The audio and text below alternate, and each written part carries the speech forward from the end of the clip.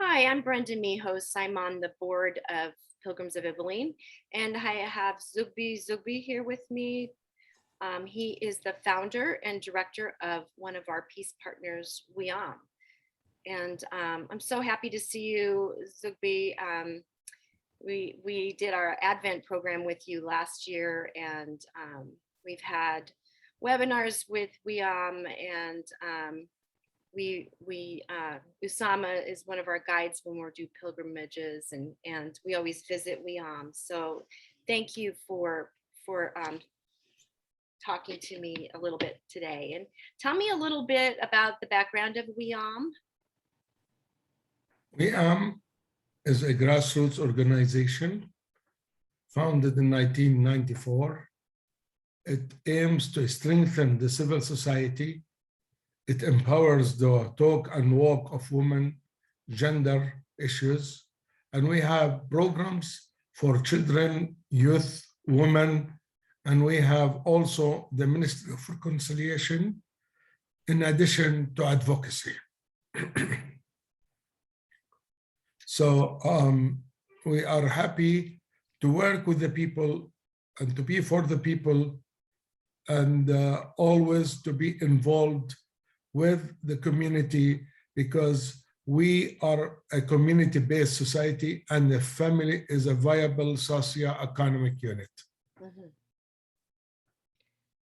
Can you tell me a little bit how has WIAM worked with your community during COVID and what, and you know, you're in Bethlehem, a stressed population anyway because of the occupation. Just tell me a little bit about that. I think WIAM cannot work without have a group of people everywhere supported. We cannot do the job alone without our partners, and especially with people with you and the churches around. WIAM try to respond to the needs of the local community. We have a reactive approach as well as a proactive. Reactive approach is to the COVID-19. COVID-19 was the most dangerous thing that we face recently, in addition to the occupation. So our youth, our women, our men, our people in general, they didn't sit idle. They worked day and night, around the clock, to help the people who might suffer from it, to help the people who lost jobs, to help people in general. And we become a center for psychosocial support, a center for providing food packages, a center for providing and helping in issues of medical fields. And we tried also to have job creation, because we don't want people to ask for help. We want them to work and get some support through their work. So WIAM responded in that scene by providing needs to the people, as well as to calming their fear, because we were becoming paranoid and have fear.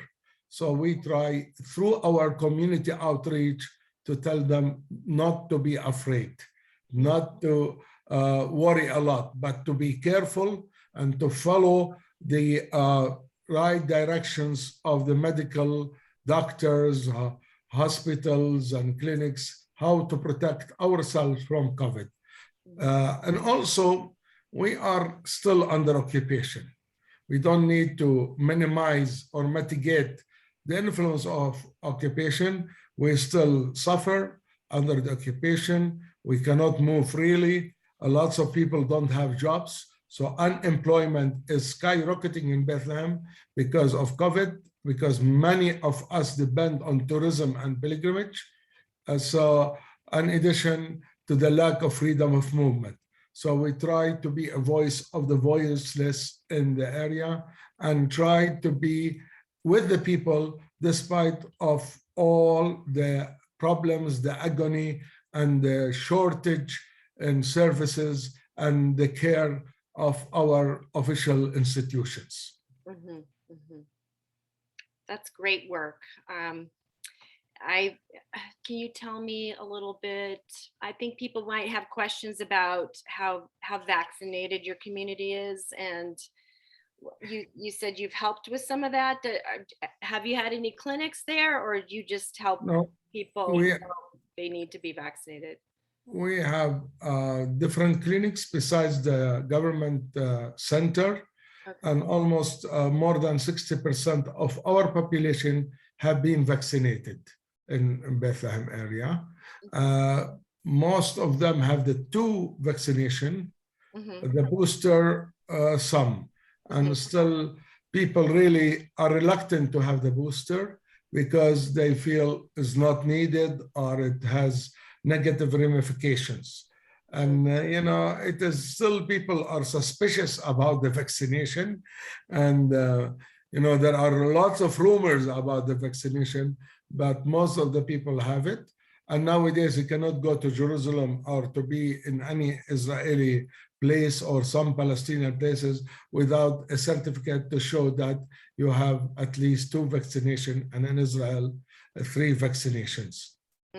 Okay. Okay. Can you tell me a little bit about the economic situation? Is it any better than 2020, or is it about the same, or? The moment we thought that we have been recovered from COVID and the political climate is better, it is a mirage. It is probably a myth even. So nowadays, unemployment is skyrocketing in Bethlehem area, Beit Jala, Beit Sahor, the main cities, and also in the West Bank, but mainly in these areas because we hit hard restrictions, and tourism is not as used to be. Not a lot of pilgrims come.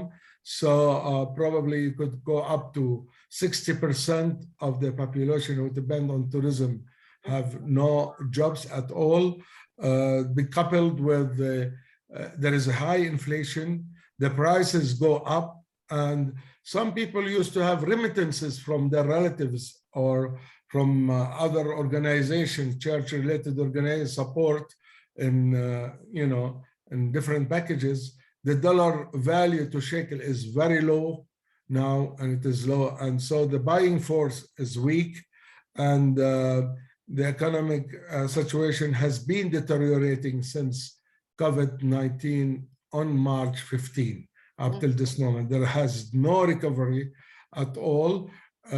Also, people don't have land to plant. 87% of Bethlehem land is under Israeli control, either confiscated or used for bypass roads, walls, other Israeli military issues. So people lost the land. They cannot go back to plant these lands with orchards of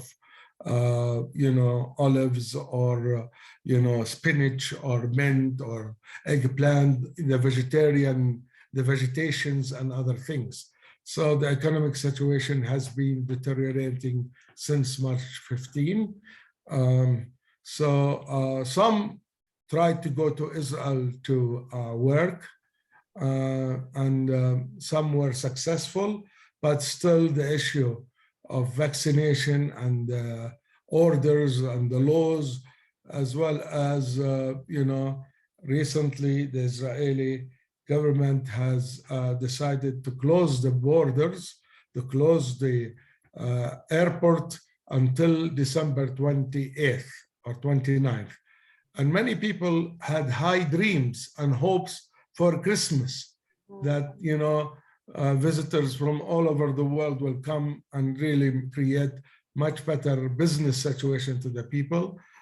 Sometimes we thought, okay, our family members or our people from the north, Haifa, Tel Aviv area, Christians from Nazareth and Upper Galilee will come, and hopefully they can still come, but not sure whether Israel will have a ban on travel also internally. At least no one will be allowed to come from abroad through the airport or through the bridge. So we depend also on our people coming from the north, from Galilee, from Haifa, from Nazareth area, from Jaffa, and so on. I hope that happens. I hope some folks get there. I know I read in Haaretz yesterday that the Christians weren't being allowed to go in, but there's still some other Jewish people from abroad coming in. So it seems to be a little selective, at least in that newspaper they said it was. At least more than 20,000 new Jewish immigrants arrived in Israel the last year. I mean, this year. This year. You know, and this is really a double standard policy when our people who live here are not allowed to travel and come back or go around. And there are new immigrants coming to Israel in thousands. And also the Israeli Jewish communities have much more freedom than we are in moving in and out. Wow. I am hoping to bring a group of pilgrims there in March. So prayers that things will open up. I know lots of people want to come and see and come and see, go to Bethlehem in 2022. This is good news. Yeah, so we hope. And this is messages that will uplift our spirit. And lots of people will be happy to hear that. And we have hope that Corona will not be dangerous as it is now. And the atmosphere will be at ease and travel is allowed. Yes, please. So just to kind of wrap up, what has Pilgrims of Ibillin done for WIAM? We do give a gift yearly, sometimes twice yearly. We've tried to during COVID, and our funds, did they help support your center there and your programs? We really appreciate Pilgrims of Ibillin, who has been accompanying us, not only supporting financially, but also uplifting our spirituality. And also they are trying and they are successfully walking the walk and talking the talk of WIAM. And we see that support through, for example, last year, Advent, when we celebrate Advent together, when we pray together, when you send us messages of hope, when you empower our talk and walk, when you sponsor some activities for our women, children, and different activities at WIAM. And this is really very crucial help, especially because all of your support is unconditionally.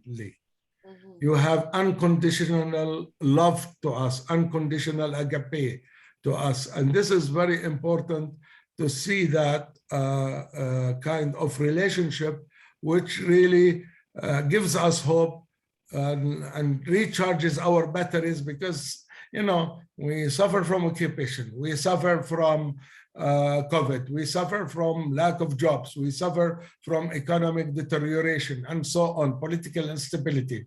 And here you come with your grace, with your support, with your spirituality to help us to get out of this swamp.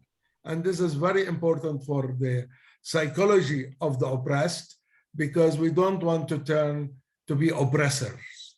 So you are healing our wounds in a different way, with respect and dignity. And that's the difference. Thank you. Thank you so much, Zoughbi. You know, every time I talk to you, you're an example of hope in action. And I am so thankful for you. And I hope to see you in person in March with some of our pilgrims. Merry Christmas. Merry Christmas to you. May the Christmas season find you feeling more loved, safe, and healthy and warm. Christmas is a time for sharing our blessings together and being grateful for family, friends, and community. And I conclude to say that Christmas is a message of incarnation, renewal, solidarity, empathy, compassion, just peace, and recurring hope. And all of these values I found in Pilgrims of Ibillin through you and through the members. You visit us and be with us. Thank you so much, Zoughbi.